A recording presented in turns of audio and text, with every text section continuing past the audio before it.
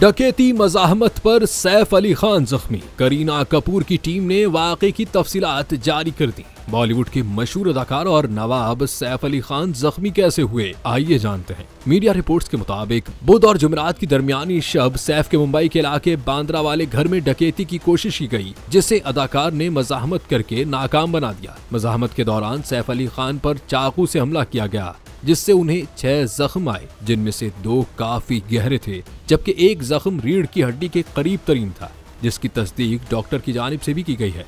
करीना की टीम ने वाक़े की तस्दीक करते हुए कहा कि अदाकार इस वक्त अस्पताल में ज़ेर इलाज हैं, जबकि उनकी अहलिया और दोनों बच्चे महफूज हैं।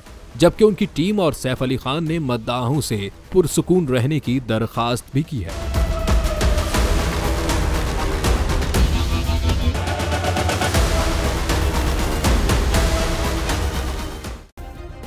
सब्सक्राइब करें और बेल दबाएं ताकि कोई खबर रह न जाए।